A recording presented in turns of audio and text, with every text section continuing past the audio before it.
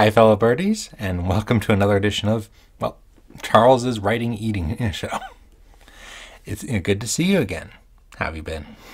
It looks like a lot of people really enjoyed the first one, so I'm going to continue on the same topic. I'm also going to be discussing a well-known book, review it a little bit, and explain what I like about it and what I took from it in my writing. But first, this is a rather simple meal. It's turkey and vegetables we made in the slow cooker. As a general rule, I don't like turkey, but this actually is pretty good because it's not dry, it's juicy. And of course, I got my glass of almond milk on the side.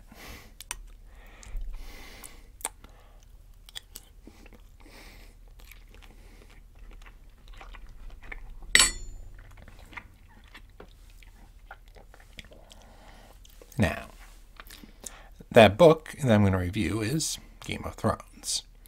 Not the TV series, the book specifically. Although I have watched the first season of the TV series. I've taken quite a bit from it from my own writing because I really like how it portrays noble politics. Granted, I'm not sure if I'm quite as good as George R.R. Martin. He's phenomenal, but I really like how he portrays each character as having their good sides and their flaws. Even the villains have, like, at the beginning of the book, you think that the villains are going to be like this one-dimensional band, but then by the second book, you're kind of rooting for some of them, even though they're the bad guys. Although good and bad is kind of hard to tell sometimes in the Game of Thrones universe. It's definitely well written, obviously, because I've read it and bought it multiple times. I actually bought a second copy for my Kindle, my phone. I have the Kindle app. I do feel that they portray the characters better in the book compared to the TV series. Although the TV series is pretty good too, minus certain parts later on. In future videos, please let me know what you'd like me to do as far as reviewing your books goes. I'm interested to see what you guys would be interested in finding out about, like my perspective on that. I'm continuing the work on the second book. I've got roughly 5,600 words. About 5,600 words, written, of which 4,000 or so have been edited. Let's see it. It's going well, I would say. One moment.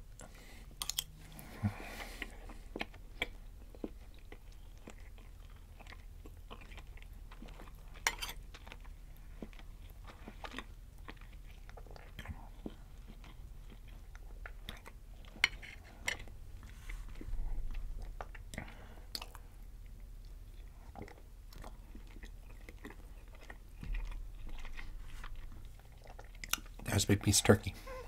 I was worried I'd be hiccuping like I did earlier this morning.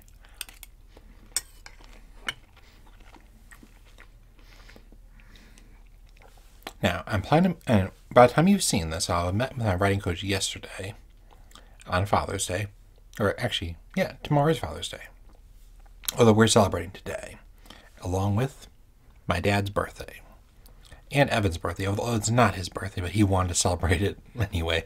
He wanted to join in on, celebrating Dad's birthday together with him. I'll be with our writing coach, and we'll be discussing the outline for, basically the progress on this book, see if there's any tweaks that need to be made in what's already been written, as well as, working on, the romance I mentioned in the previous video. I haven't started outlining it. I just basically got the characters, prepped. The main two characters, like,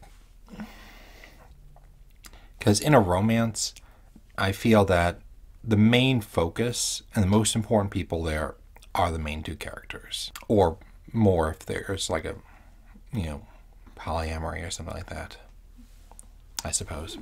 As such, I'm trying to get those two down pat first before I continue.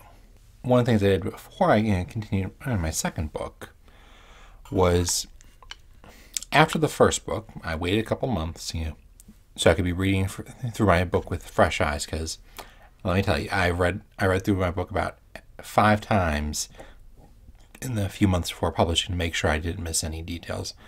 Apparently, I still missed a couple because I found a couple minor, edits, in my last go through.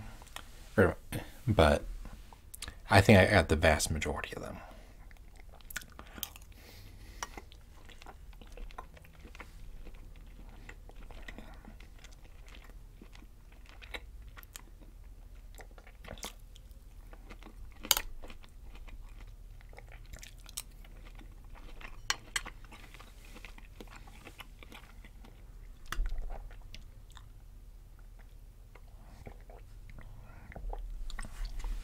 Now, honestly, to an extent, this is something I might want to do before my first book, but I made sure to do it afterward.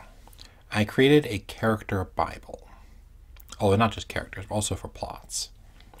You see, speaking as someone who's written quite a bit, although a lot of it's just fan fiction, it's very easy to come up with a plot or a character or an appearance and then forget about it like 20, 30 chapters down the road and it just never comes up. Like, how often have you watched a TV series or read a book where they start out with this like, they mention this one plot that might be on in the background, but then nothing ever comes of it. I try to avoid that, if possible. Plus, it's just weird if you accidentally make a character like black hair in one chapter and then red in the next. Don't want to do that.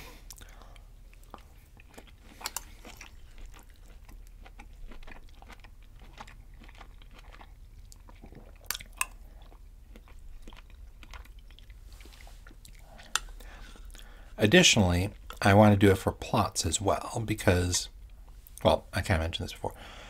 How should I put this? Although a lot of them are just background and, may not, come to impact the future books much at all, I'm borrowing a concept from some advice I read for actually a game of Dungeons and Dragons. Basically, what you do is you have a list of things that could be happening in the background, and you keep an eye on them because you and the players, or in this case, the readers, don't know when that might come back in a big way. Now, I'm not going to spoil you which ones, but let's just say it's some of the stuff from the first book that may not seem terribly important might be coming up in a big way in future books.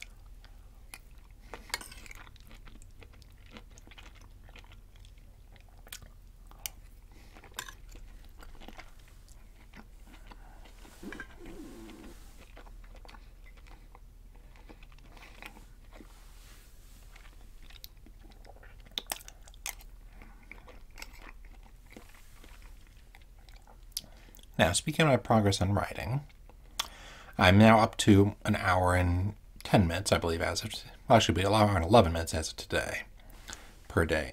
I'm still trying, work that up, by a minute every day until I get to that hour and a half mark.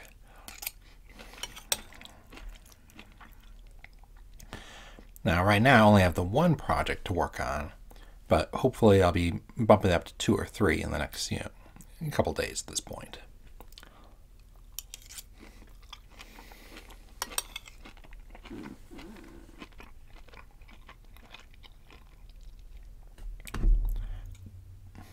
Good, it did not go over. Now, in the meantime, one thing you may be wondering is, well, how do I stay sane writing the same thing over and over? What I do is, in addition to, writing for myself, one of the things I like to do, when I can't think of anything to write, sometimes I'll just practice. And by practicing,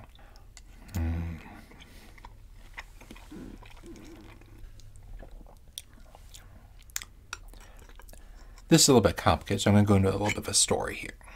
Back in my previous job, I was, taught to do this one roll.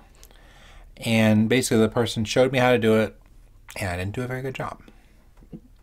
I'm afraid, I'm a little bit ashamed to admit it, but I did not, I couldn't do it very well. I'd forget things, because that's not the way I learn best. I learn best by doing. By doing something, I learn much faster and more efficiently than someone telling me how to do something. Like when I was in college, what I'd do is I'd write down my notes as the teacher was talking, sometimes fairly in depth.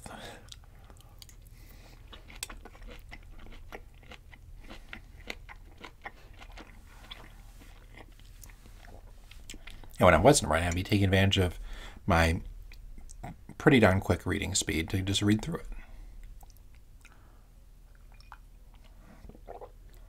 Now, how does that apply here? For those of you who, like me, learn best by doing, simply reading about tactics and tips or listening to, even people like me and talking about writing may not be the best way to learn.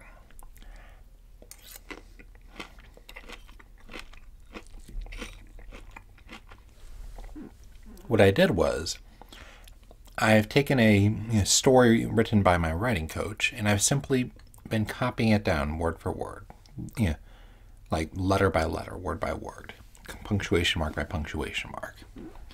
Because by doing so, I could more effectively understand the grammar concepts, and not just grammar concepts, but like the things I can say and the things I can't say in a given paragraph.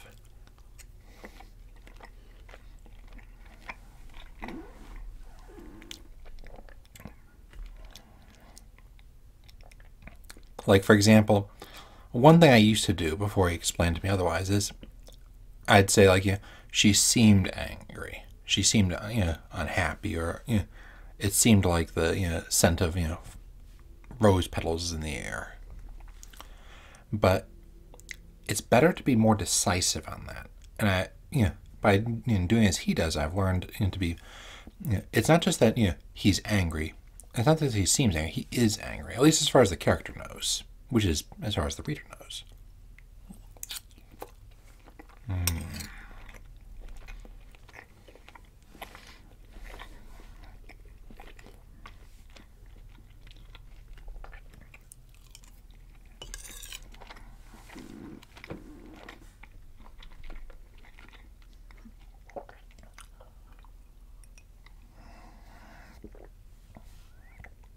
Excuse me. And it also provides a side benefit. Like I said, when I can't think of anything to write, when I'm actually having writer's block, I'll often write, his stuff down. And in the process, it'll inspire me to write something for my own story. Because he's a phenomenal writer. Even though he sticks in fan fiction outside of his job.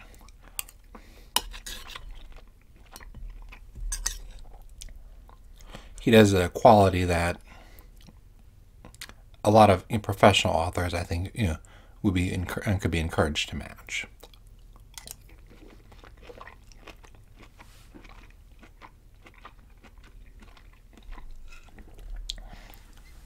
Now, one question I've been asked about is, how do you get started?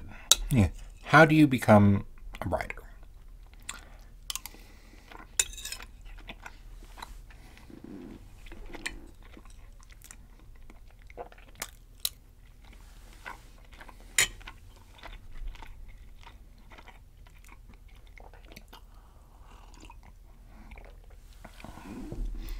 The answer for that is perhaps a little bit trite, but true. You begin being a writer by starting to write. However, I do feel that a lot of people misunderstand the important parts. A lot of people think that you have to write every single thing carefully. It's got to shine. And the end product has to shine. But you don't want to spend an eternity polishing it until you figured out what you're writing. Here's what I mean by that. One moment.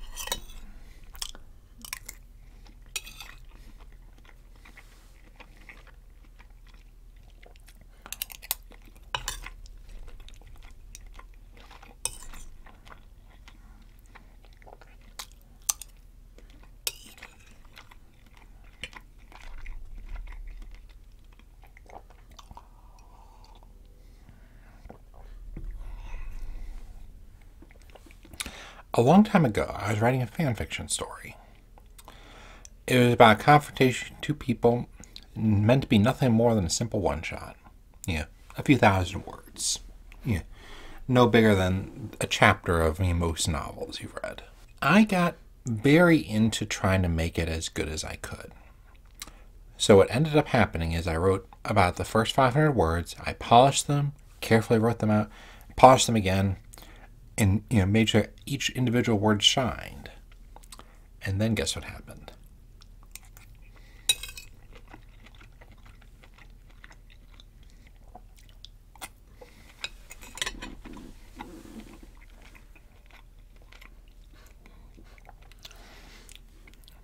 What happened was the individual one shot ended up going in a completely different direction. I deleted all of it and after having spent days on it. Not one of my shining moments, because if you spend your time making what you're writing, top quality as you're writing it, in very likelihood, you may find that you spent 30 minutes writing a giant one paragraph that you're promptly going to toss in the trash. So what I've started doing instead is I've actually found this one app that has really helped me on that, because I do have a tendency to try to edit as I'm writing, even though I shouldn't.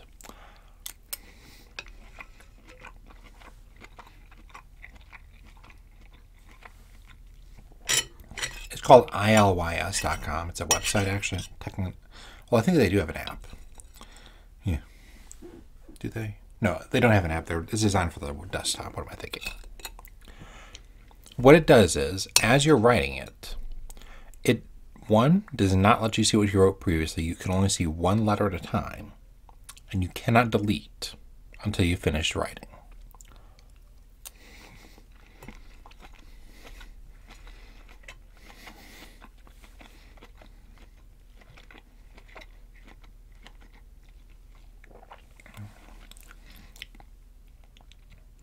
What that led to is my writing. Basically the initial draft is hot garbage, and I might even put some in the description or the pinned comment so you can see just how awful the first draft looks. Because when I realize I'm going a different direction, I'll just simply press enter, write a new sentence, and pretend that the previous sentence didn't happen. Because when I'm editing, I'll get that all corrected and edited and make it all perfect and shiny. But for the rough draft, it's just important to get the words written, and written about what you want them to be about.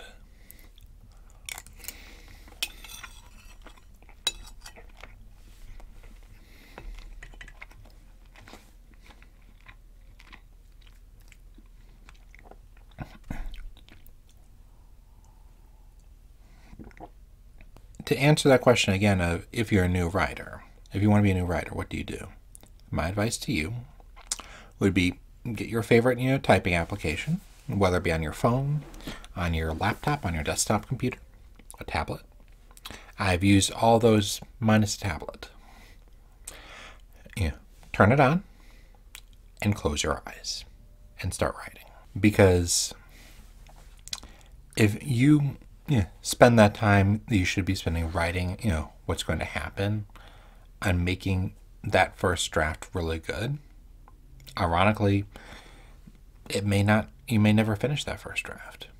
Whereas if you instead focus on writing further and further forward, if you decide that a given paragraph flows better later on, or you should write a different way, it costs you a lot less in terms of time to toss out a paragraph that you spent 30 seconds on versus one that you spend half an hour agonizing over. So if you want to become a writer, the first and most important rule: do not be afraid to write badly, because only by writing the bad first draft can you lead to the better second draft and the amazing final draft.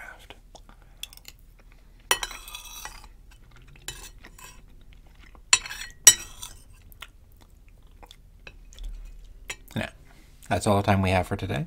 It's been a pleasure seeing all of you, and I hope you're enjoying these, watching these as much as I'm enjoying making these.